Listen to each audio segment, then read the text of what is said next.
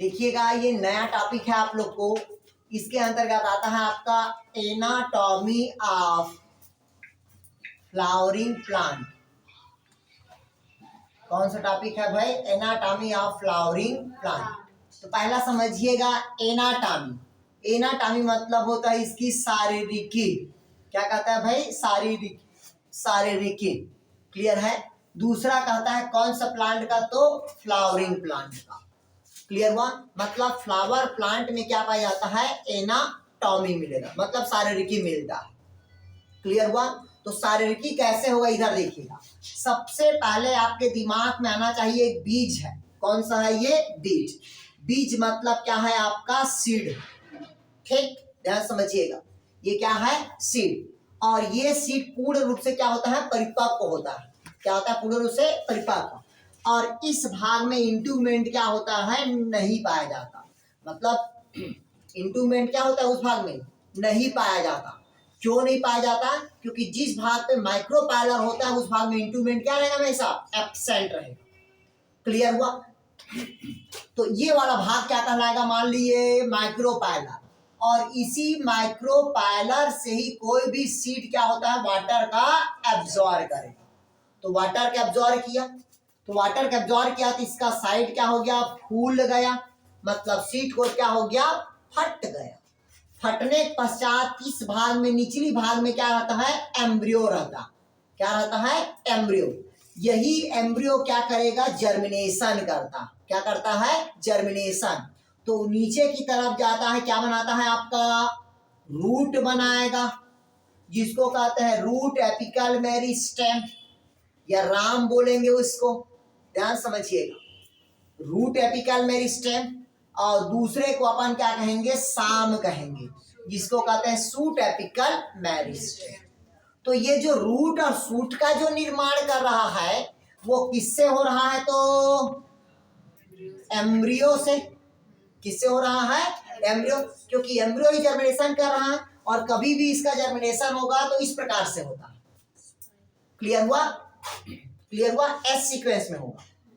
इस कारण देखिएगा, दुनिया की कोई भी हो अपेक्ष भाग, दुनिया का कोई भी अपेक्ष भाग हमेशा प्रकाश की ओर गति करता है। किसकी तरफ गति करता है? प्रकाश। तो देखिएगा पौधे का तना भी प्रकाश की ओर गति कर रहा है, और पौधे का जड़ भी ऊपर आने की कोशिश कर रहा है, रूट भी। ठीक है, मतलब कुल मिला के प्रकाश की ओर क्या करता है? वो गति करता है। लेकिन ये प्रकाश की तरफ पॉजिटिव रहेगा, ठीक। लेकिन मिट्टी की तरफ क्या रहेगा? वो निगेटिव। और ये मिट्टी की तरफ क्या रहेगा? आपका पॉजिटिव। लेकिन लाइट की तरफ क्या रहता है? ये निगेटिव होगा। क्लियर हुआ तक? आ गया समझ? तो पहला जो टिश्यू होगा, क्योंकि आपको पता है कि ग्रुप ऑफ सेल मिलकर, ग्रुप ऑफ सेल किसका निर्माण करता है? टिश्यू का। और टिश्यू ही है जो किसका निर्माण करता है? एनाटॉमी का। कभी भी सेल एनाटॉमी का निर्माण नहीं करता। क्लियर हुआ? मतलब कहता है कि ग्रुप ऑफ सेल मिलके क्या बनाया? टिश्यू। ग्रुप ऑफ टिश्यू मिलके क्या बनाया? ऑर्गन्स। और ग्रुप ऑफ ऑर्गन मिलके क्या बनाया? Organ system. और ऑर्गन सिस्टम मिला होगा तब पौधे का क्या बना होगा? बॉडी बना होगा। आया समझ? तक नहीं आया? तो अब यहाँ पास बात आती है टिश्यू की। तो पहला ऐसा कौन सा टिश्यू है जिसमें बीमारी नहीं लगता? तो हमेशा दो टिश्यू होता है जिसमें बीमारी नहीं लगता। एक होता है शूट एपिकल मेरिस्टेम, और दूसरा होता है रूट एपिकल मेरिस्टेम। मतलब कुल मिला के क्या होता है? Meristematic tissue. क्लियर हुआ? जिसमें कभी भी कोई भी बीमारी नहीं लगता। और इस कोशिकाओं में लगातार कोशिका का विभाजन होता है। तो लिखिएगा इसको मेरिस्टेमेटिक टिश्यू, क्योंकि इसमें पूरे चैप्टर में टिश्यू ही पढ़ना पड़ेगा। टिश्यू, वास्कुलर बंडल, ये सब पढ़ना पड़ेगा आपको। तो पहला होता है मेरिस्टेमेटिक टिश्यू। इसमें लगातार कोशिका का विभाजन होता है। कैसा होता है? इसमें लगातार कोशिका का विभाजन। इसे कहा जाता है आपका एपिकल मेरिस्टेम कहा जाता है। क्या कहा जाता है इसको? Apical meristem. क्लियर हुआ है तक के? ध्यान समझिएगा इसमें। अब क्वेश्चन पूछता है, इधर पहले समझ लीजिएगा फिर लिखिएगा, मैं पहले बता रहा हूं। ये मेरिस्टेमेटिक टिश्यू को सर्वप्रथम मेल्पिघी नामक वैज्ञानिक ने देखा था। किसने देखा था? मेल्पिघी। किसने देखा था? तो मैल्पीघी, पहला। दूसरा इधर देखिएगा, मैं आप लोग को वो पढ़ाया था, याद करिएगा, ब्रायोफाइटा।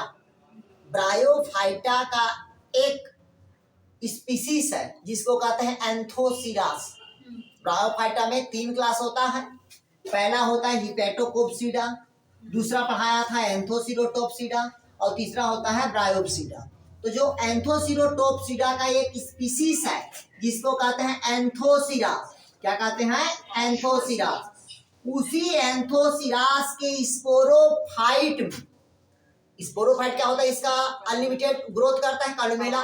तो उसी कॉलुमेला के बीच में एक टिश्यू पाई जाती है, उस टिश्यू को क्या कहा जाता है? Meristematic tissue. तो मेरिस्टेमेटिक टिश्यू की जो उत्पत्ति हुई है वो ब्रायोफाइटा के एंथोसिरास से हुआ। क्लियर हुआ? किससे हुआ है?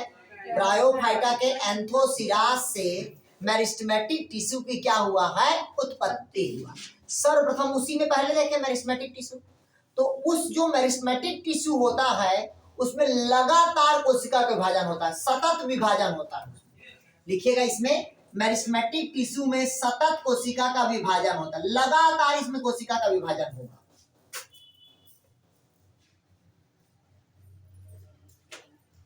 हो गया? इसी कारण मेरिस्टेमेटिक टिश्यू को फार्मली टिश्यू भी कहा जाता है। मतलब फार्मली मतलब होता है फॉर्मेटिव टिश्यू, मतलब निर्माण ऊतक कहा जाता है इसको। क्या कहा जाता है इसको? निर्माण ऊतक। मतलब इसको कहते हैं फार्मली या फॉर्मेटिव टिश्यू कहा जाता है। अगर पूछा आपसे कि निर्माण ऊतक किसे कहा जाता है, तो निर्माण ऊतक किसे कहेंगे? Meristematic tissue. ऐसा कौन सा टिश्यू है जिसमें लगातार कोशिका का विभाजन होगा? Meristematic tissue. क्लियर हुआ? ऐसा कौन सा टिश्यू है जिसमें बीमारी नहीं लगता? Meristematic tissue. और ये जो मेरिस्टेमेटिक टिश्यू होता है केवल 2 जगह पाया जाता है। कहाँ कहाँ पाया जाता है? तो शूट अपेक्स पे और दूसरा रूट अपेक्स में। इधर समझिएगा दोनों पढ़िए।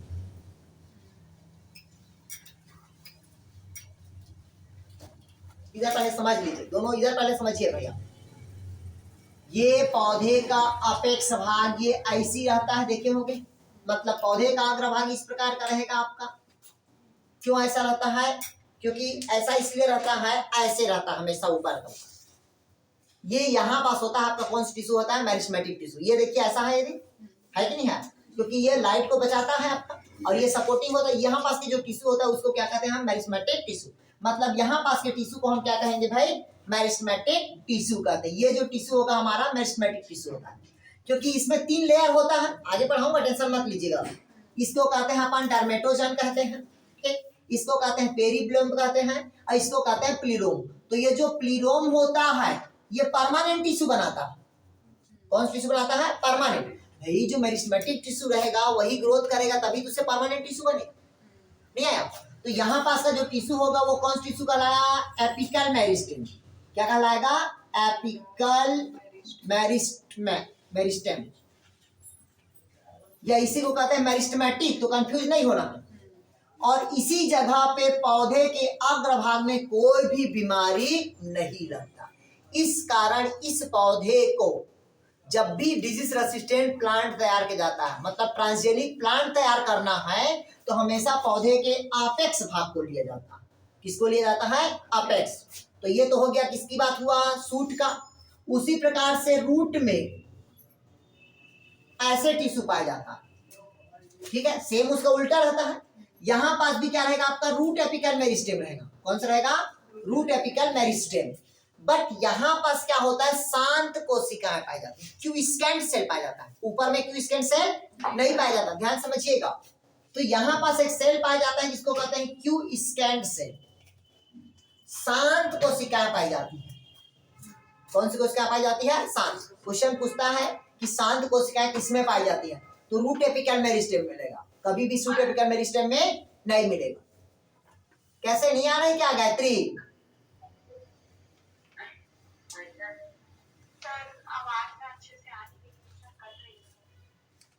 इधर देखिएगा, ये वाला भाग क्या कहलाता है? Root apical meristem. ये कहलाएगा सूट एपिकल मेरिस्टेम। इस भाग में क्या पाया जाता है आपका? लगातार कोशिका का विभाजन होगा। इस भाग में भी लगातार कोशिका विभाजन होगा, बट रूट में क्या होता है, क्यू स्कैन सेल मिलेगा, शांत कोशिका मिलेगा, जबकि एपिकल मेरिस्टेम में क्यू स्कैन का कोशिका नहीं पाया जाता। क्लियर हुआ? आ गया समझ? चलिए, आ गया समझ यहां तक के? लेकिन इस भाग में फूड मटेरियल का अभाव होता है, लिख लीजिएगा, एपिकल मेरिस्टेम में फूड मटेरियल का अभाव होता है। दोनों में, एपिकल मेरिस्टेम में यहाँ पास फूड मटेरियल स्टोरेज नहीं होता, क्योंकि उसमें लगातार कोशिका विभाजन हो रहा है, इसलिए वहां स्टोरेज नहीं होता।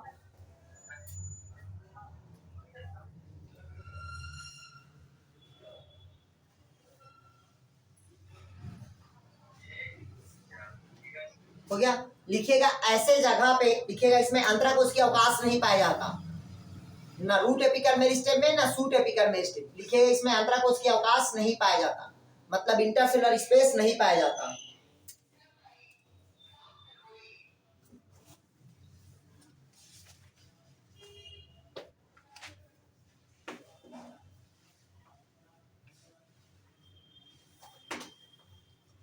हो गया? लिख लिए? लिखिए यार। अब देखते हैं मेरिस्टेमेटिक टिश्यू के प्रकार।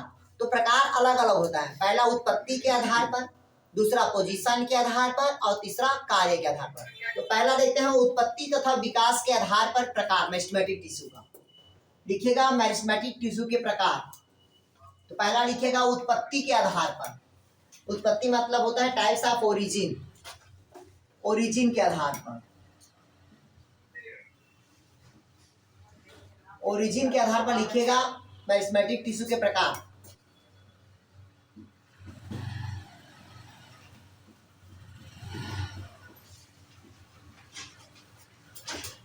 लिखिएगा उत्पत्ति के आधार पर पहला प्रोमेरिस्टेम या प्रीमोर्डियल,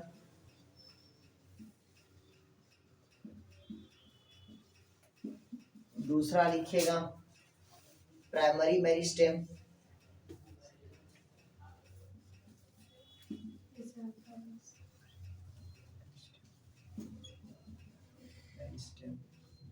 सेकेंडरी मेरिस्टेम,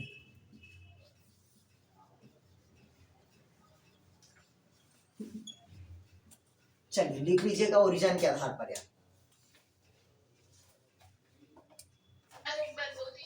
पहला है आपका प्रीमोर्डियल टिश्यू या उसी को कहते हैं प्रोमेरिस्टेम, दूसरा प्राइमरी मेरिस्टेम, तीसरा लिखिएगा सेकेंडरी मेरिस्टेम।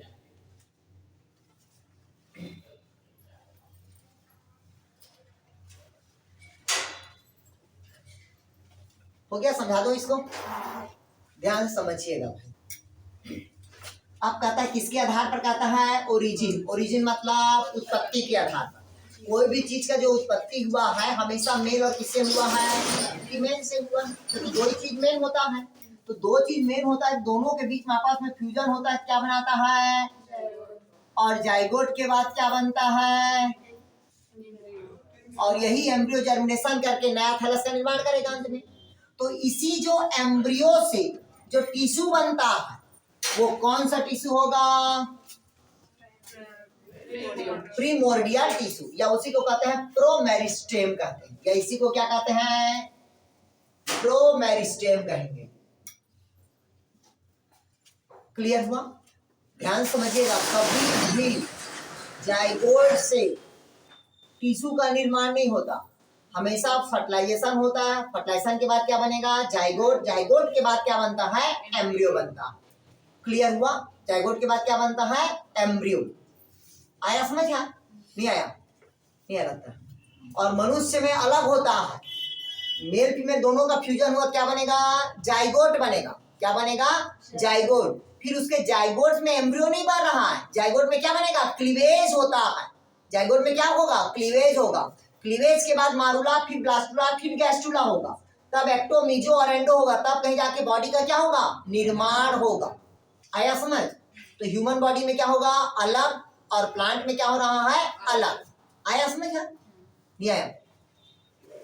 तो एम्ब्रियो से जो विकसित होगा वो क्या कहलाएगा, प्रीमोर्डियल टिश्यू, और प्रीमोर्डियल टिश्यू से जिसका निर्माण होगा वो क्या कहलाएगा, प्राइमरी मेरिस्टेम होगा। दोनों का भी आपका प्राइमरी मेरिस्टेम। तो इसी प्राइमरी मेरिस्टेम में दो चीज का निर्माण होगा, पहला राम का निर्माण होगा और दूसरा शाम का निर्माण होगा। ध्यान से समझिएगा। प्राइमरी में ही।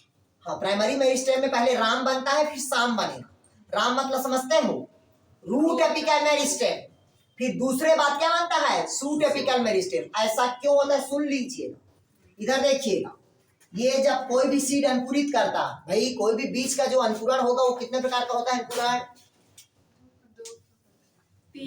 बीज का अंकुरण हमेशा 3 प्रकार से होता है। पहला हाइपोजियल, दूसरा इपीजियल और तीसरा विविपैरी जर्मिनेशन। मतलब डायरेक्ट जो बच्चा पैदा करता है जैसे मनुष्य, विविपैरी जर्मिनेशन। और जो मदर सेल से लगा हुआ पौधा में बीज का अंकुरण होता है, जैसे दलहनी वाले मतलब दलदल वाले पौधे पे, दलदल जिस जगह पे दलदल रहता है उस जगह पे पौधे पे अगर बीज अंकुरित वो होता है, अगर पक जाता है और नीचे गिर जाएगा तो दलदल में चला जाएगा, तो अंकुरण कर पाएगा क्या?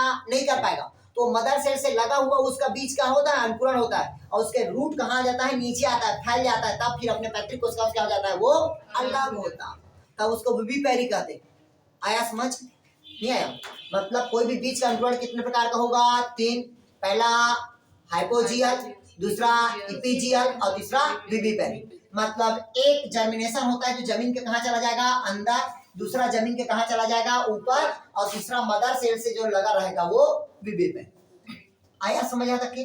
तो अब जब जर्मिनेशन करता है तो ये देखिए एम्ब्रियो से ऐसे जर्मिनेशन हो रहा, ये ऐसे जर्मिनेशन हो रहा। तो पहले किसका निर्माण होगा, रूट का बनता है, क्योंकि वाटर के अब्जॉर्प्शन चाहिए, नहीं है चाहिए, क्योंकि इसमें तो भोज्य पदार्थ ऑलरेडी है, क्योंकि एम्ब्रियो को न्यूट्रिशन कौन प्रोवाइड करता है, एंडोस्पर्म करता है। ठीक, तो नीचे की तरफ क्या बनेगा आपका रूट और ऊपर की तरफ क्या बनेगा सूट। तो अगर मोनोकाट का है तो एक ऐसे बनेगा, मोनोकाट का है तो हमेशा एक बनेगा, अगर डाइकाट का है तो 2 ऐसे पत्ती बनता है। क्लियर हुआ? और जैसे ये पत्ती निर्माण हुआ मतलब वो प्रकाश संश्लेषण की क्रिया में क्या करने लगेगा, भाग करने लगेगा, फिर इसका एंडोस्पर्म क्या हो जाएगा, नष्ट हो जाएगा। क्लियर हुआ? उसका कोई काम का नहीं रहेगा एंडोस्पर्म में। आ गया समझ? नहीं आया लगता? तो पहला एम्ब्रियो से किसका निर्माण होगा, प्रीमोर्डियल टिश्यू का। दूसरा क्या बताया मैं आप लोग को, प्राइमोर्डियल टिश्यू से किसका निर्माण होगा, प्राइमरी टिश्यू का। तो इसमें किसका निर्माण होगा, राम का और शाम का। रूट एपिकल मेरिस्टेम और शूट एपिकल मेरिस्टेम। इसमें इंट्रासेलुलर क्या रहेगा, अब्सेंट रहेगा, मतलब इसमें अंतराकोश के अवकाश नहीं पाया जाता। क्लियर हुआ? फिर इसी प्राइमरी मेरिस्टेम से किसका निर्माण होगा, सेकेंडरी मेरिस्टेम। और सेकेंडरी मेरिस्टेम में कौन आता है, तो आपके दिमाग में आना चाहिए वास्कुलर बंडल। वास्कुलर बंडल में ये आना चाहिए आपके दिमाग में कि बीच में है तो कैम्बियम, ऊपर की तरफ है फ्लोयम और नीचे की तरफ है तो जाइलम। हमेशा जाइलम नीचे रहता है, फ्लोयम हमेशा ऊपर। और जाइलम नीचे क्यों रहता है, क्योंकि जाइलम का काम होता है नीचे से ऊपर जाना। किसको, जल को, और जल में उपस्थित मिनरल न्यूट्रिशन का। क्लियर हुआ? और फ्लोयम हमेशा ऊपर इसलिए होता है क्योंकि प्रकाश संश्लेषण के दौरान बनी हुई कार्बनिक भोज्य पदार्थ को वो ऊपर से कहाँ लाता है, नीचे। तो जाइलम हमेशा कहाँ लेके जाएगा, नीचे से ऊपर, और फ्लोयम का काम होता है ऊपर से नीचे। तो इसमें भी जाइलम का सिर्फ 2 ही भाग लेगा, आगे पढ़ाएंगे आपको ट्रैकिट्स और वेसल्स। उसी प्रकार से फ्लोयम का केवल 2 ही भाग लेगा, आपका कंपेनियन और दूसरा सीटू। क्लियर हुआ? कोई डाउट कहीं पास? बन जाएगा? आ गया समझ? ये किसके आधार पर बताया मैं आप लोग को, उत्पत्ति के आधार पर बताया। दूसरा लिखिएगा इसका पोजीशन के आधार पर। पहला हो गया आपका किसके आधार पर, ओरिजिन के आधार पर। दूसरा लिखिएगा पोजीशन के आधार पर। पोजीशन मतलब स्थान के आधार पर, स्थिति के आधार पर।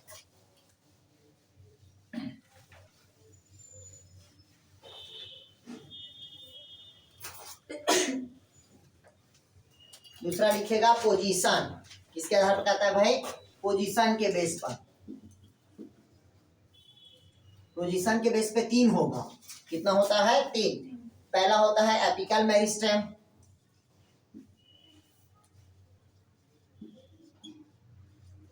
दूसरा लिखेगा इंटरकालरी, इंटरकालरी,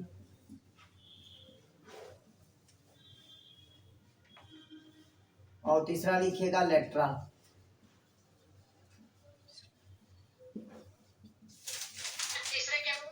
तीसरा लेटरल मेरिस्टेम।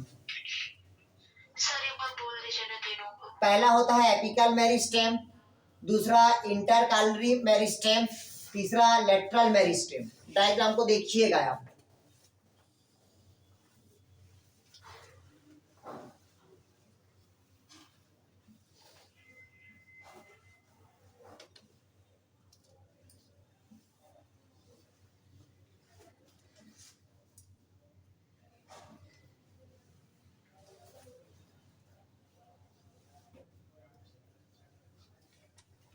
इधर देखिए, चलिए समझा दूंगा मैं, बस रटना नहीं है अपने को यार, ठीक है? जो जो दिया है ना बस वैसे ही पढ़ना है अपने को।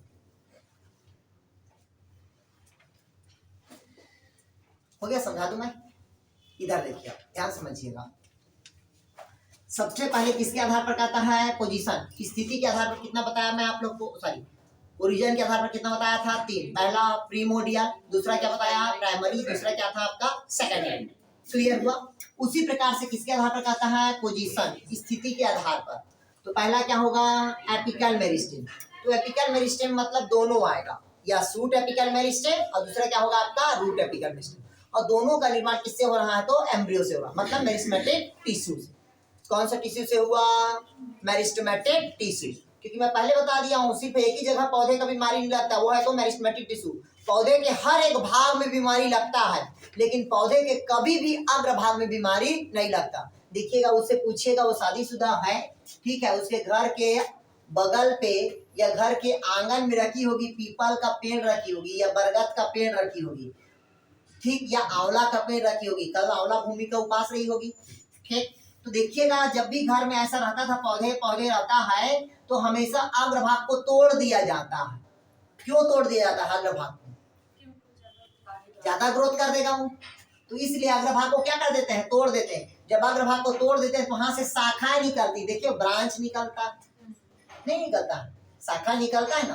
तो ब्रांच, भाई आप बताइएगा, जो फॉरेस्ट में रहते हैं या गार्डन में रहते हैं, अपेक्स भाग को काट देते हैं ना, तभी बहुत सारे शाखा निकलता है, तभी तक एकदम गोल मटोल दिखता है कुछ, मतलब पौधा दिखता है कि नहीं दिखता है? तो उसी प्रकार से क्या होता है, पौधे के अपेक्ष में कौन सा टिश्यू रहता है? Meristematic tissue. अब उसको हम काट दिए तो उसकी ग्रोथ क्या आ जाएगी? रुक जाएगी। अब नीचे से क्या बनेगा? वो शाखाएं बनेगी। क्लियर हुआ?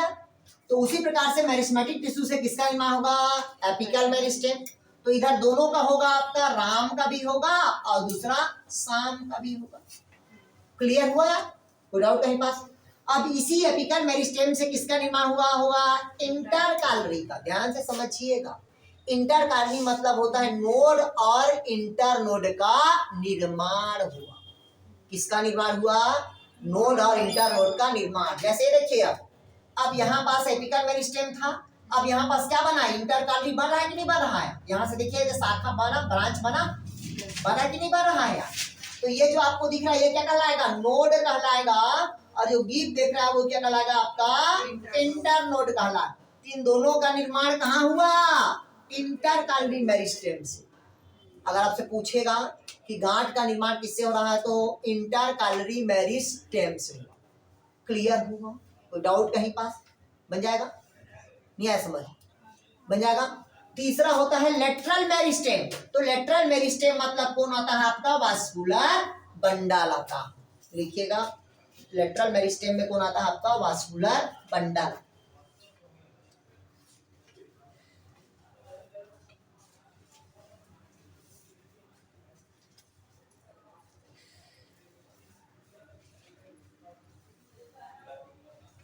हो गया? लिख लिए? नहीं लिखिए?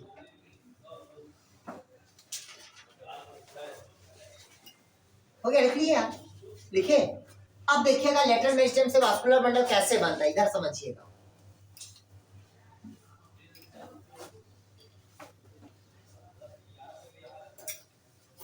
जैसे देखिएगा, कोई भी पौधे के बाहर वाला भाग क्या कहलाएगा आपका? एपिडर्मिस कहलाता है। क्या कहलाता है यार?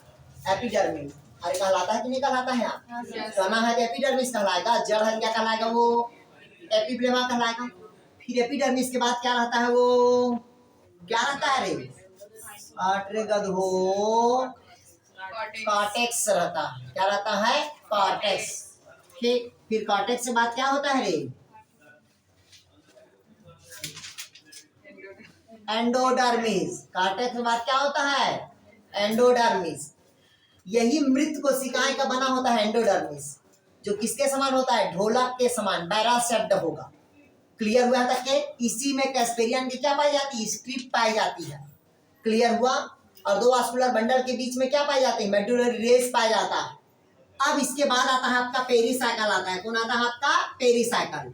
फिर ये आता है आपका वास्कुलर बंडल आता है। ध्यान से समझिए, यही पास को मैं बता रहा हूँ उसको, क्योंकि ये लेटरल मेरिस्टेम का कहानी है। किसका कहानी है? Lateral meristem.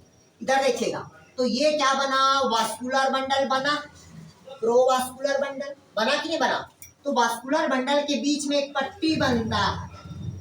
क्या बनता है? पट्टी। और उस पट्टी को कहा जाता है फैसिकुलर कहा जाता है। ध्यान से समझिएगा, इसके बीच में जब पट्टी बनता है तो उसको क्या कहते हैं? फैसिकुलर कहा जाता है, या फैसिकुलर कैम्बियम कहा जाता है। क्या कहा जाता है उसको? Fascicular cambium. ध्यान से समझिएगा, अगर पूछा वास्कुलर बंडल के बीच में क्या पाया जाता है? फैसिकुलर कैम्बियम पाया जाता है। क्लियर हुआ? अब यही कैम्बियम धीरे धीरे एक रिंग बना देता है। क्या बना देता है? ये रिंग बनाया, तो रिंग बना वास्कुलर बंडल में कैम्बियम का। जब ये रिंग बनता है तब इस रिंग को कहा जाता है इंट्राफैसिकुलर कैम्बियम। ध्यान समझिएगा, क्या कहा जाता है इसको? इंट्राफैसिकुलर कैम्बियम। मैं बार बार नहीं बताऊंगा, यहाँ क्वेश्चन पूछता है, मैं पहले बता रहा हूँ। क्वेश्चन पूछता है कि दो वास्कुलर बंडल के बीच को जोड़ने वाले को कौन सा कैम्बियम कहा जाता है? तो कौन सा कैम्बियम कहेंगे? इंट्राफैसिकुलर कैम्बियम। अगर पूछा वास्कुलर बंडल में कैम्बियम रिंग का निर्माण कौन करता है, तो रिंग का निर्माण कौन करता है? इंट्राफैसिकुलर कैम्बियम। क्लियर हुआ यार? आपको क्या है ना, समझ नहीं आया? ध्यान समझिएगा, मैं पहले बता रहा हूँ। मतलब अगर पूछा आपसे, ये तो हो गया वास्कुलर बंडल के बीच में क्या होता है? Fascicular cambium. दो वास्कुलर बंडल के बीच को जोड़ने वाले को क्या कहते हैं? इंट्राफैसिकुलर कैम्बियम।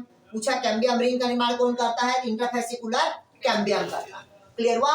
अब एक चक्र रूप में वास्कुलर बंडल क्या हो गया? व्यवस्थित हो गया। क्लियर हुआ? नहीं आया समझ? पक्का क्या?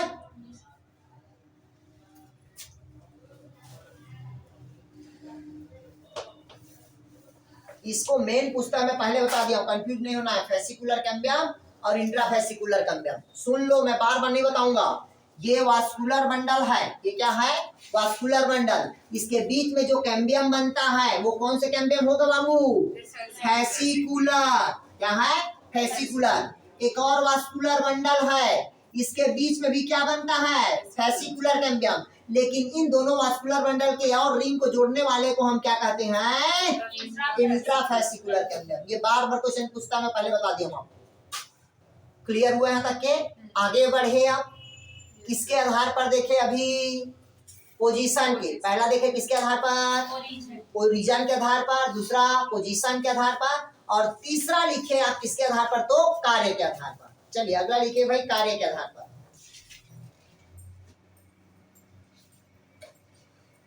चलिए लिखेगा कार्य के आधार पर।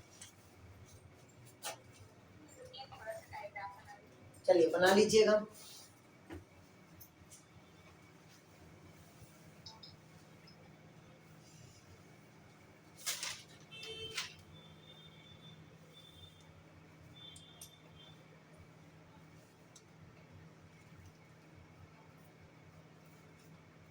हो गया?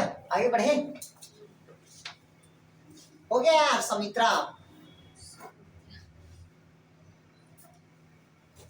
हुआ कि नहीं हुआ यार सुमित्रा?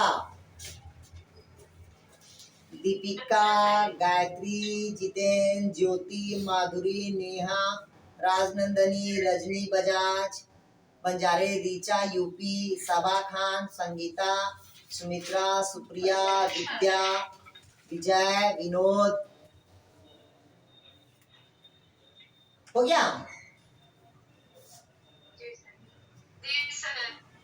ठीक है, चलिए अगला देखते हैं कार्य के आधार पर।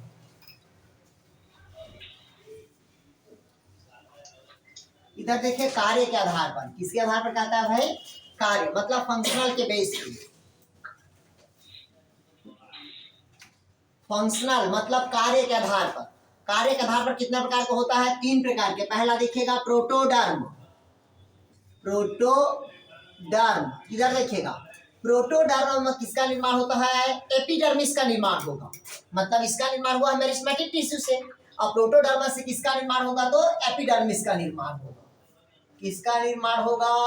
एपिडर्मिस का। दूसरा होता है आपका प्रोकैम्बियम। किसका निर्माण होता है? प्रोकैम्बियम। तो मेरिस्टेमेटिक टिश्यू से किसका निर्माण हुआ? प्रोकैम्बियम। और प्रोकैम्बियम में किसका निर्माण हुआ?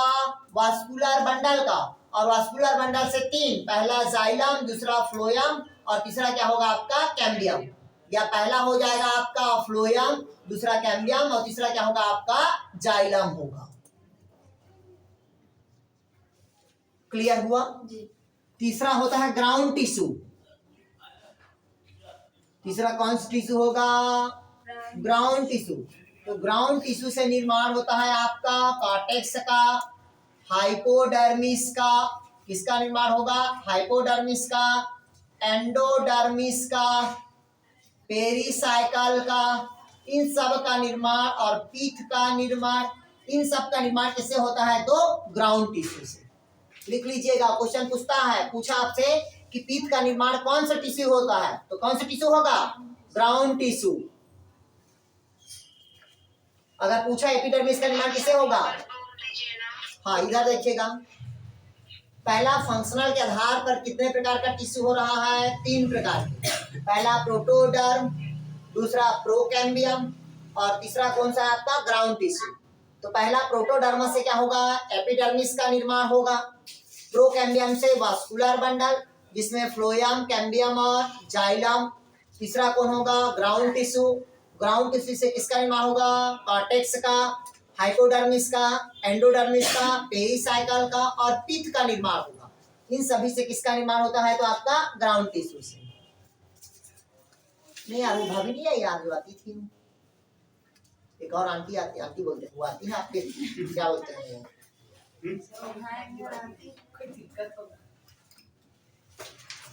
हो गया? क्लियर हुआ? आगे बढ़े। किसके आधार पर हुआ ये? कार्य के आधार पर। अब अगला लिखेगा विभाजन के आधार पर। चौथा लिखेगा विभाजन। विभाजन के तल के आधार पर करता है, प्लेन ऑफ द डिवीजन के आधार पर। कितने प्रकार का? 2 3 होता है, अभी बता रहे हैं। देखिएगा डिवीजन के आधार पर, ध्यान समझिएगा, इसको अच्छे से पढ़िएगा, मैं पहले बता रहा हूँ। क्वेश्चन पूछ देता है मेरिस्टेमेटिक टिश्यू को उत्पत्ति के आधार पर कितने भागों में बांटा गया है? 3। ठीक, कार्य के आधार पर कितने भागों में बांटा गया है? 3। डिवीजन को किसने आधार पर बांटा गया है? 3। हर चीज को कितना भागा गया है? तो 3 पे। तो पहला अगला देखिएगा डिवीजन के बेस पे। डिवीजन के बेस पे पहला देखिएगा, पहला होता है आपका मास मेरिस्टेम। मेरिस्टेम। दूसरा लिखिएगा आपका प्लेट मेरिस्टेम। तीसरा लिखिएगा रिब मेरिस्टेम, या उसी को कहते हैं सीरा। चलिए लिख लीजिएगा।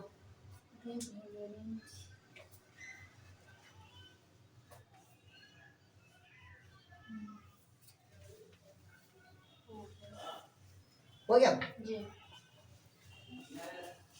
इधर ध्यान समझिएगा, इधर देखिएगा भाई।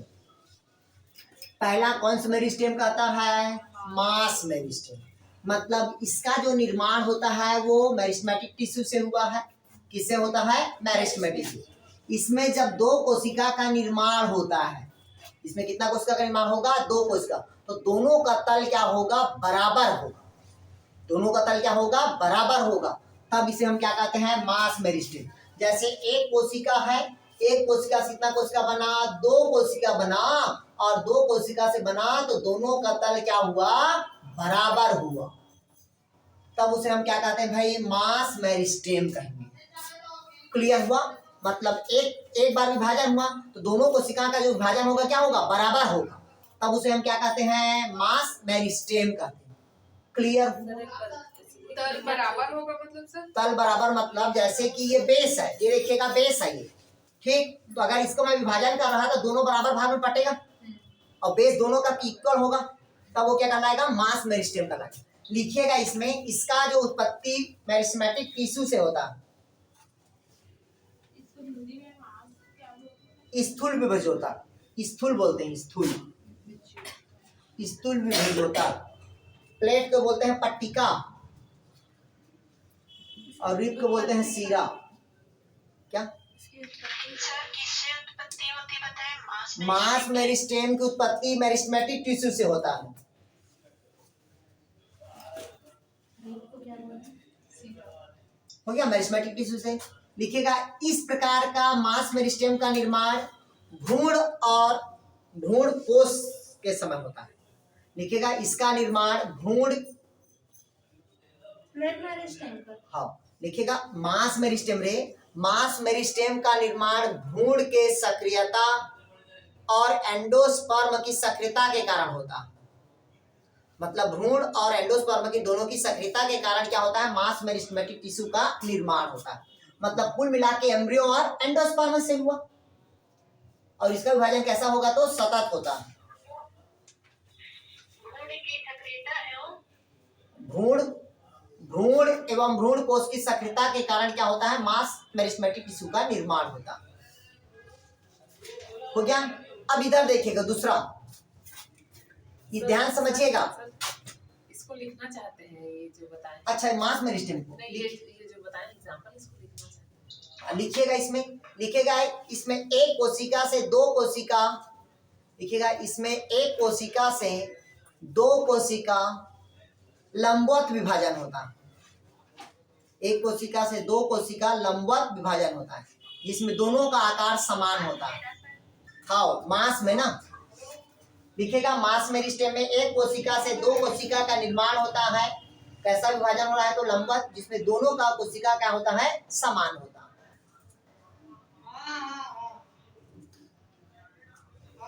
और इस प्रकार कब देखा गया है, भ्रूण की और एंडोस्पर्म की सक्रियता के दौरान। ठीक। दूसरा लिखिएगा पट्टिका, मतलब प्लेट मेरिस्टेम। अब ध्यान समझिएगा पट्टिका को, प्लेट मेरिस्टेम। इधर देखिएगा प्लेट मेरिस्टेम क्या होता है, ध्यान समझिएगा, क्योंकि अभी तक इधर पहले समझ लो भाई।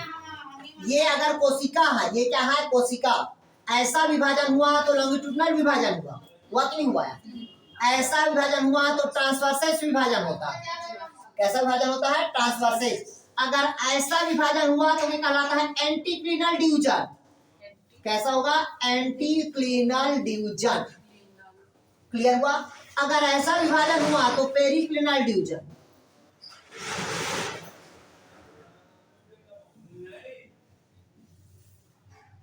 नहीं है, समझ आ रही नहीं आ रहा? जैसे देखिएगा इधर, पहले समझिएगा, ये पुस्तक है, ये क्या है, पुस्तक। अगर यहां से ऐसे सीधा काटा तो ये कौन सा रीजन होगा, लॉन्गिट्यूडनल। अगर ऐसे काटा तो ट्रांसवर्सन। अगर ये इस कॉर्नर से लेके इस कॉर्नर ऐसे काट रहा है तो ये कहलाता है एंटीक्लिनल डिवीजन। अगर इस सॉरी इस कॉर्नर से इस कॉर्नर काटा क्या कहलाएगा, वो पेरिक्लिनल डिवीजन। अगर इसके इधर इस कॉर्नर से काटा क्या कहलाएगा, वो एंटीक्लिनल। बट आप तो ऐसे लिखे ना। हाँ सॉरी, हाँ हाँ ठीक बता रहे, हाँ मतलब ये ऐसा रहेगा, ये ऐसा रहेगा, पेरिक्लिनल हुआ, इधर से इधर क्या कहलाएगा, वो एंटीक्लिनल। तो लिखिएगा प्लेट मेरिस्टेम में, लिखिएगा मेरिस्टेमेटिक टिश्यू का एंटीक्लिनल डिवीजन होता है। लिखिएगा मेरिस्टेमेटिक टिश्यू का एंटीक्लिनल डिवीजन होता है, जिससे प्लेट मेरिस्टेम का निर्माण होता है। लिखिएगा मेरिस्टेमेटिक टिश्यू का एंटीक्लिनल डिवीजन होता है, जिसको कहते हैं अपतनिक विभाजन। हिंदी में क्या कहते हैं उसको, अपतनिक विभाजन, एंटीक्लिनल को, जिससे पट्टिकाएं मेरिस्टेमेट का निर्माण होता है, पट्टिकाएं कोशिकाओं का निर्माण होता है या विभजोतक का निर्माण होता है। क्लियर हुआ यार, आया समझ? लिखिएगा मेरिस्टेमेटिक टिश्यू का एंटीक्लिनल विभाजन होता है तो पट्टिका विभजोतक का निर्माण होता है। लिख लीजिए, क्लियर हुआ? याद रखना ऐसा हमेशा क्या रहेगा, एंटीक्लोनल सॉरी पेरिक्लोनल, ऐसा हमेशा क्या होगा, पेरिक्लोनल। मतलब ये ऐसा रहता है, ठीक है, तो ये क्या होगा आपका एंटीक्लोनल होता है, क्योंकि और ऐसा कोशिका पे विभाजन होता है कि कहलाता है पेरिक्लोनल। क्लियर हुआ यार? आगे समझ। अभी बताएंगे जब आप भी देखोगे ना, डेवलपमेंट पढ़ोगे तब ये ऐसे डिवीजन होगा। क्लियर हुआ? ये कौन सा डिवीजन हुआ, एंटीक्लोनल डिवीजन हुआ। क्लियर हुआ तक के? अब तीसरा लिखिएगा रीब मेरिस्टेम।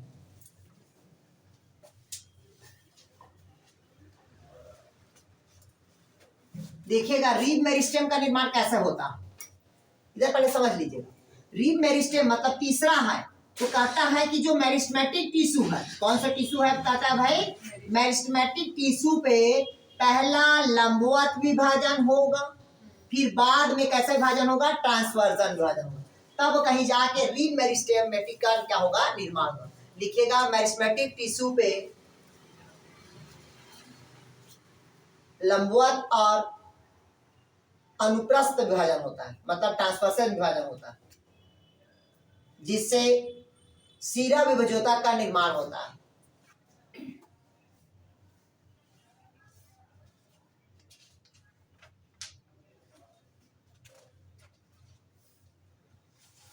किसका निर्माण होता है भैया, सीरा मतलब सीरा विभज्यता का निर्माण होता है। लिखिएगा मेरिस्टेमेटिक टिश्यू में लंबवत और ट्रांसवर्सल विभाजन होता है, जिससे सीरा मेरिस्टेमेटिक टिश्यू का निर्माण होता है।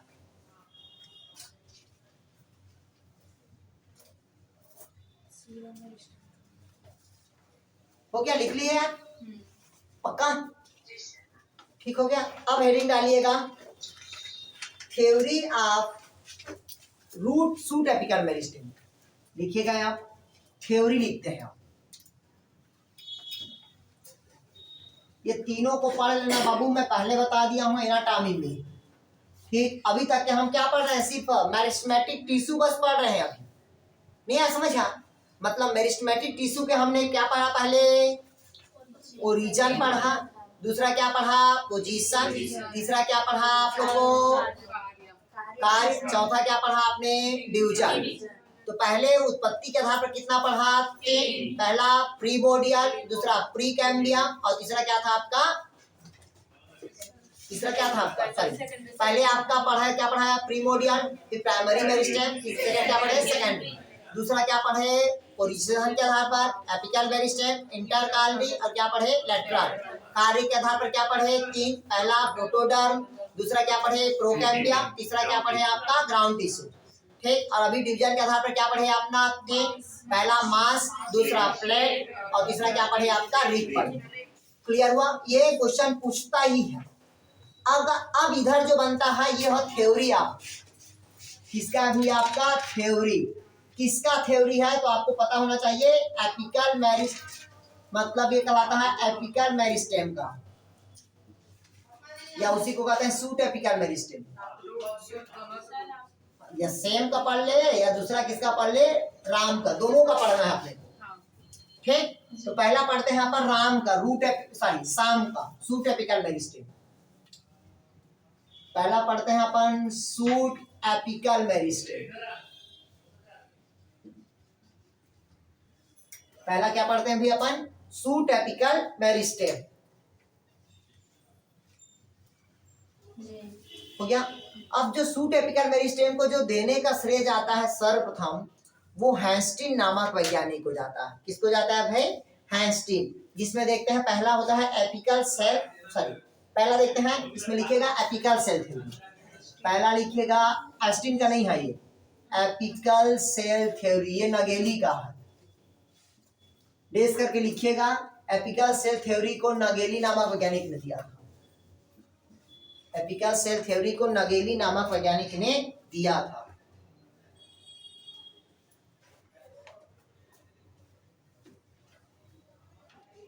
ध्यान समझिएगा, इधर पहले समझ लीजिएगा। अगर पूछा एपिकल सेल थ्योरी को किसने दिया था, तो किसने दिया था भाई, आपका नगेली नामक वैज्ञानिक ने। ध्यान समझिएगा, ये जो एपिकल सेल थ्योरी होता है ये केवल लोअर प्लांट में लागू होता है। कौन से प्लांट में लागू होता है, लोअर प्लांट्स में लागू होता है। वो भी कौन कौन से प्लांट में, एल्गी में, फंजाई पे, ब्रायोफाइटा पे, और किसमें होता है आपका टेरिडोफाइटा में लागू होता, केवल लोअर प्लांट पे लागू होगा, जबकि एंजियोस्पर्म जिम्नोस्पर्म में यह लागू नहीं होता। अगर पूछा आपसे कि एपिकल सेल थ्योरी को किसने दिया था, तो नगेली नामक वैज्ञानिक ने। एपिकल सेल थ्योरी किसमें लागू होता है, तो लोअर प्लांट में, किसमें एल्गी, फंजाई, ब्रायोफाइटा और टेरिडोफाइटा पे, जबकि एंजियोस्पर्म और जिम्नोस्पर्म में लागू नहीं होता। सिर्फ वैज्ञानिक का नाम याद रखना आप लोग इसमें, ठीक है। एपिकल सेल थ्योरी मतलब नगेली नामक वैज्ञानिक ने दिया था, किसमें लागू होगा, तो एल्गी, फंजाई, ब्रायोफाइटा और टेरिडोफाइटा में, एंजियोस्पर्म जिम्नोस्पर्म में लागू नहीं होता। आया समझ? पहला कौन सा थ्योरी हुआ, एपिकल सेल थ्योरी। दूसरा लिखिएगा हिस्टोजन थ्योरी। सूट का आप बता रहे हैं। हाँ भाई लिख दिया ना, सूट एपिकल में। दूसरा लिखिएगा हिस्टोजन थ्योरी, लिखिएगा इसको हैस्टिन नामक वैज्ञानिक ने दिया था। कौन सा नामक वैज्ञानिक ने दिया था, तो हैस्टिन। लिखिएगा हिस्टोजन थ्योरी को हैस्टिन नामक वैज्ञानिक ने दिया था। ठीक, किसने दिया था भाई, आपका हैस्टिन ने। हो गया। अब देखिएगा, जब हैस्टिन नामक वैज्ञानिक ने दिया था हिस्टोजन थ्योरी को, मतलब हिस्टोजन थ्योरी को हैस्टिन नामक वैज्ञानिक ने दिया था। किसने दिया था, तो हैस्टिन नामक वैज्ञानिक ने। और ये जो हिस्टोजन थ्योरी होता है उसकी 3 टाइप्स होते हैं। कितने टाइप्स होगा, 3, जो पहले बताया मैं आप लोग को। पहला होता है डर्मेटोजन, पहला कौन होगा, डर्मेटोजन। दूसरा होगा पेरीब्लैम, और तीसरा होता है आपका प्लीरोम।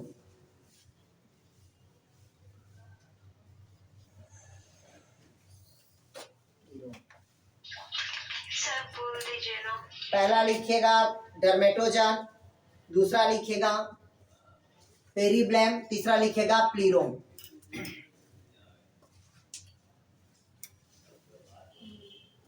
ध्यान समझिएगा विषय, इधर पहले समझ लीजिएगा, बार बार नहीं बताऊंगा। हिस्टोजन थ्योरी को किसने दिया था, आपका हैस्टिन नामक वैज्ञानिक ने। तो पहला कौन सा आता है, डर्मेटोजन। दूसरा कौन आएगा आपका, पेरीब्लैम। तीसरा कौन आएगा आपका, प्लीरोम। जैसे कि देखिएगा, ये पौधे का कौन सा भाग होगा, सूट एपिकल मेरिस्टेम, ऐसी बनता है जी।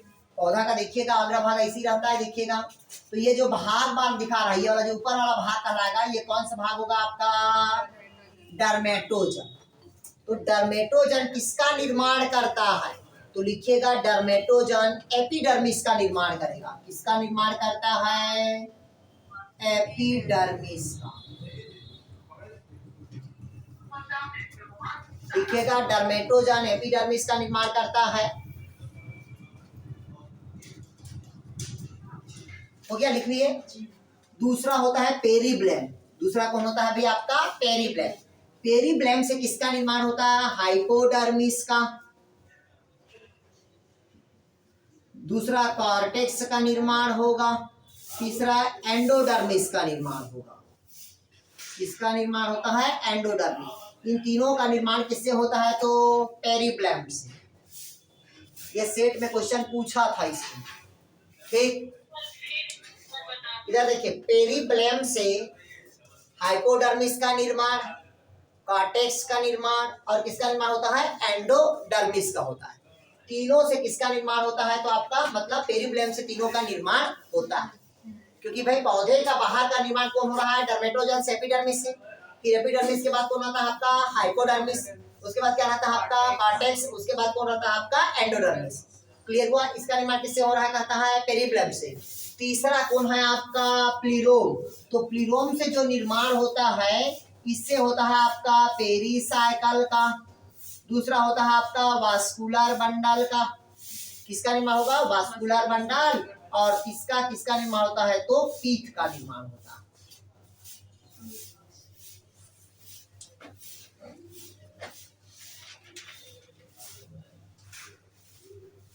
इधर पहले समझ लीजिए डायग्राम से। तो ये जो बाहर वाला हुआ वो क्या कहलाया, डर्मेटोजन। ये जो बीच वाला ऐसे रानी दिख रही है वो क्या कहलाएगा आपका पेरिप्लम, और यहाँ पास से ऐसे जो रहता है वो क्या कहलाएगा, ये वाला आपका प्लीरोम कहलाएगा। क्लियर हुआ यार, आया समझ? मतलब ऊपर जो टोपी है वो डर्मेटोजाइन, बीच वाला क्या कहलाएगा आपका पेरिप्लम, और नीचे वाला क्या कहलाएगा प्लीरोम। इसी 3 से ये क्वेश्चन बनता ही है। हिस्टोजान थ्योरी को किसने दिया था, तो हैंस्टीन नामक वैज्ञानिक ने। कौन सा पौधे में लागू हो रहा है, तो हायर प्लांट में लागू हो रहा है, लोअर दोनों पे लागू होगा इसका। ठीक, बट डर्मेटोजन से एपिडर्मिस का निर्माण, पेरिप्लम से हाइपोडर्मिस, कॉर्टेक्स और एंडोडर्मिस का निर्माण, प्लीरोम से किसका निर्माण, पेरिसाइकल, वास्कुलर बंडल और टीथ का निर्माण होता है। क्लियर हुआ? दूसरा सिद्धांत लिखिएगा आप। दूसरा लिखेगा ट्यूनिका कार्पस सिद्धांत। दूसरा लिखेगा ट्यूनिका कार्पस सिद्धांत। आ रहे ना यार आप लोगों को समझ कि नहीं आ रहा? आ रहे ना? ये पूरा एनसीईआरटी में स्पष्ट दिया है एक एक चीज को। पहला हो गया एपिकल सेल थ्योरी सिद्धांत, दूसरा कौन सा हो गया हिस्टोजन थ्योरी, तीसरा लिखिएगा आप लोग ट्यूनिका कार्पस सिद्धांत।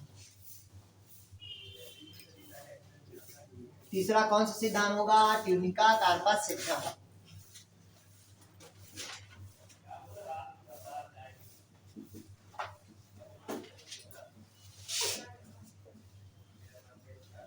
देखिएगा ट्यूनिका कार्पस सिद्धांत को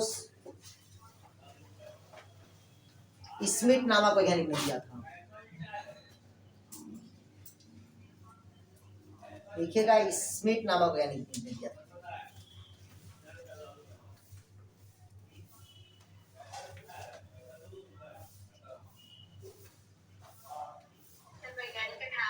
स्मिथ, स्मिथ नामक वैज्ञानिक ने दिया था। नहीं दिख रहा है क्या बोर्ड?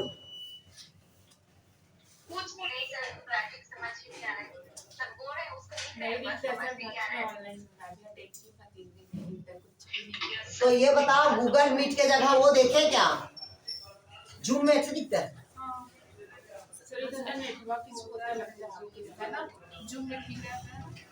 तो ठीक है, ऐसा करते हैं आज। देखिएगा आप ध्यान से सुनिएगा, आज आप लोग ना रात में थोड़ा सा डमी देख लेंगे। आप डमी देखोगे तो मैं आप लोग को 8 साढ़े 8 बजे के आसपास डमी दिखा दूंगा। एक बार जुड़ के देख लेना, मैं घर से जुड़ जाऊंगा आज।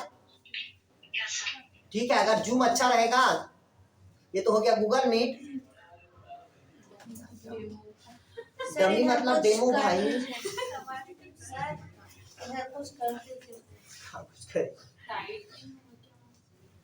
हो गया यार, नेटवर्क प्रॉब्लम का होगा, नहीं गूगल कभी कभी ना क्लियर आता है सर, एक आध सेकंड के लिए आता है नेटवर्क।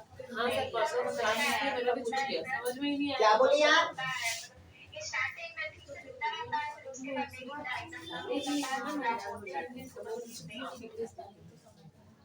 ये जो वीडियो रिकॉर्डिंग मिलता है वो कैसा है? और ठीक है वो? हाँ ठीक है, तो लाइव क्लास पर लो, बाद में वीडियो रिकॉर्डिंग देखते रहना। तो एक घंटे की जगह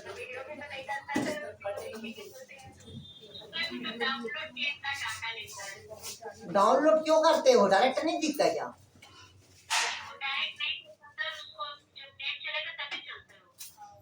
ऐसा है, दिक्कत है यार। इधर देखिएगा, अगला कहता है ट्यूनिका कार्पस सिद्धांत।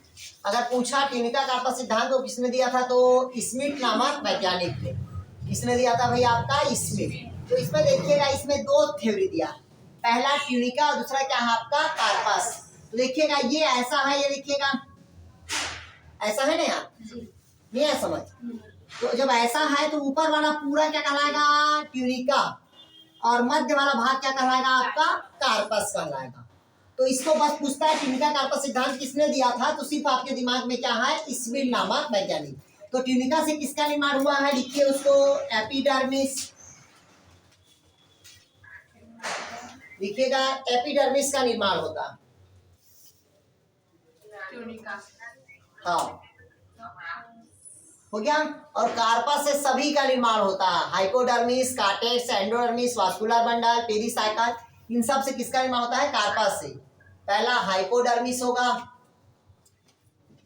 दूसरा कॉर्टेक्स से बनेगा, एंडोडर्मिस बनेगा, और पेरिसाइकल बनेगा, वास्कुलर बंडल बनेगा और पीथ का निर्माण होगा। बस ये याद रखना चाहिए, ठीक है। मतलब ट्यूनिका से केवल एपिडर्मिस का निर्माण होगा और कार्पस से hypodermis, cortex, endodermis, pericycle, vascular bundle और पीथ का निर्माण होता।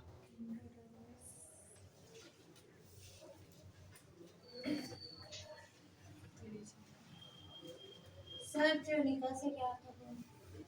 ट्यूनिका से केवल एपिडर्मिस का निर्माण होता है, बाकी सभी का निर्माण किससे होता है? तो आपका कार्पस से होता है।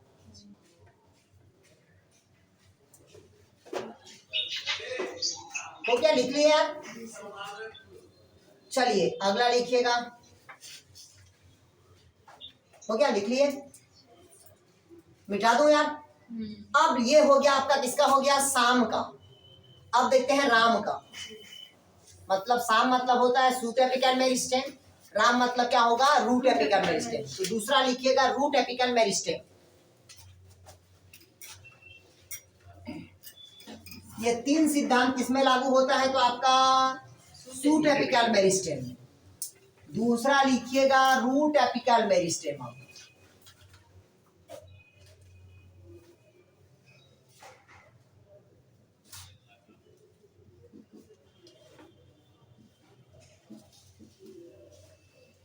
दूसरा लिखिएगा रूट एपिकल मेरिस्टेम। तो रूट एपिकल मेरिस्टेम में ही पहला सिद्धांत आता है आपका हिस्टोजन थ्योरी। पहला भी कौन आएगा आपका? हिस्टोजन थ्योरी आएगा। हाँ, इसमें भी आता है हिस्टोजन थ्योरी, लेकिन हिस्टोजन थ्योरी में वही तीन को पढ़ना है, बार बार मत लिखो इसको। कि डर्मेटोजन, दूसरा पेरीब्लैम और तीसरा कौन होगा आपका? प्लीरोम। आया समझ? बार बार उसको लिखने की जरूरत नहीं है, सिर्फ याद रखो रूट एपिकल मेरिस्टेम में कौन आता है आपका? Histogen theory. क्लियर हुआ? वही तीनों से निर्माण होगा। दूसरा लिखिएगा, इसमें जो मेन पूछता है, और एक और पूछा एपिकल सेल थ्योरी को भी दिया है इसमें। दूसरा और किसको बता रहा है? Apical cell theory. नगेली का दे रहा है। इसको भी किसने दिया था? आपका नगेली ने। इसको किसने दिया था? तो हैस्टिन ने दिया था। ठीक। तीसरा बस थोड़ा सा डिफरेंट है इसमें है आपका कॉपर एंड कैपी थ्योरी, ये मोस्ट इंपॉर्टेंट। और एक और रहेगा क्यू स्कैन थ्योरी। इसमें लिखेगा Korper and Kappe theory, Korper and Kappe theory लिखिएगा आप। थोड़ा लिखो ना, तो फिर समझ में आ जाए। क्या बोली? थोड़ा सा आप बड़ा लिखेंगे तो लेटर तो समझ में आ अच्छा ठीक है। पहला बताया एपिकल सेल थ्योरी, दूसरा हिस्टोजन थ्योरी, तीसरा बता रहा हूं मैं आप लोग को कॉपर एंड कैपी थ्योरी। ठीक है, कॉपर एंड कैपी थ्योरी। बस इसमें याद रखना, बस इसमें थोड़ा सा चेंज है। अगर सीधा टी रहेगा, ध्यान से समझिएगा, सीधा अगर टी बनेगा, ऐसा सीधा टी है, तब वो क्या कहलाएगा? प्रॉपर कहलाएगा। ध्यान से समझिएगा, मैं पहले बता रहा हूँ। डायरेक्ट क्वेश्चन बोलता है कि सीधा टी को कौन सा थ्योरी किसने दिया था, उसको क्या कहते हैं? कॉपर। और उल्टा टी को क्या कहते हैं? कैपी कहते हैं। बस ये मेन है। लिखिएगा सीधा टी को कॉपर और उल्टा टी को कैपी कहते हैं।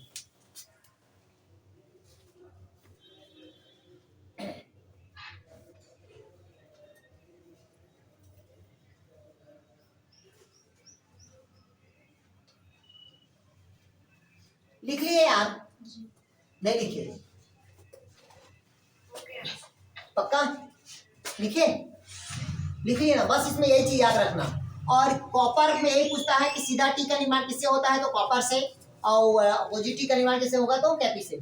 और मैं पहले बता दिया हूँ, कोई भी सेल पे हमेशा पहला विभाजन क्या हो रहा है? इसमें एंटी क्लिनल डिवीजन हो रहा है। कंफ्यूज नहीं होना है। कैसे सीधा टी बना? इधर देखो, ये एक कोशिका है कि नहीं है? कोशिका, एक कोशिका से कितना कोशिका बनता है? दो कोशिका बना। तो दो कोशिका से कैसे बन रहा है अपने पास? ऐसे बन रहा है। क्लियर हुआ? तो ऐसे बना मतलब कौन सा विभाजन हो रहा है? एंटी क्लिनल डिवीजन हुआ। तो एक से कितना बना? दो। तो ये किसके समान दिख रहा है? सीधा टी। आया समझ? नहीं आया? नहीं लगता? फिर इसमें विभाजन हो गया। 2 से कितना होगा 4, 4 से कितना बनेगा 8, तो अब नीचे तरफ भी क्या बनेगा उल्टा टी बनेगा, तब उसे क्या कहते हैं कैपी कहते हैं। चौथा लिखिएगा क्यू स्कैंड थ्योरी, चौथा क्यू नहीं समझ आया, सीधा और उल्टा। सर फिर से बताइए ना। बस कुछ नहीं, सीधा टी को लिखिएगा कॉपर, उल्टा टी को कैपी कहते हैं, कहानी खत्म। लिखिएगा सीधा टी को कॉपर और उल्टा टी को कैपी कहते हैं। हो गया, कोई डाउट कहीं पास यार? ठीक, चलिए चौथा लिखिएगा Q scanned theory, Q scanned.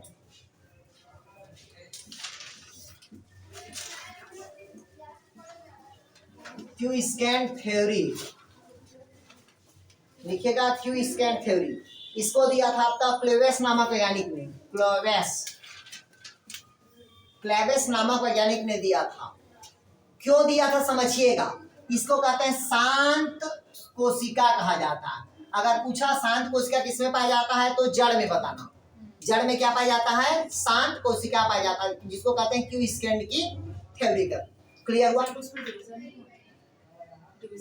Division नहीं होता, अभी बता रहे हैं ना वही। ठीक, क्यू स्कैन थ्योरी मतलब इसको शांत कोशिका इसलिए कहा जाता है क्योंकि इसमें कोशिका का विभाजन नहीं होता। जब कोशिका का विभाजन नहीं होता तब इसको क्या कहेंगे, शांत कोशिका कहते हैं। क्यों कहते हैं, इधर देखिए आप, ये पौधे का रूट एपिकल मेरिस्टेम, उसके ऊपर एक कैप पाया जाता है जिसको क्या कहते हैं रे, रूट कैप। और मैं बताया था कि मोनोकाटिलिडन में क्या पाया जाता है, मैं आप लोग को कैलेप्ट्रोजन का बना होता है, बताया था। मोनोकाट में किसका बना होता है, कैलेप्ट्रोजन का। और डाइकाट के पौधे में क्या बताया था मैं आप लोग को, डिट्रोकैलेप्ट्रोजन बताया था।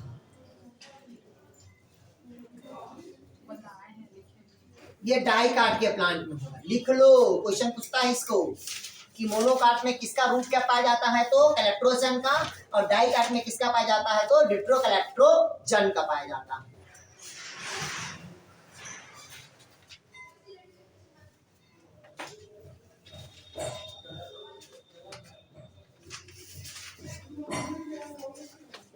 हो गया? तो कल मैं आप लोग को नेक्स्ट में पढ़ाऊंगा, कल परमानेंट टिश्यू पढ़ाऊंगा।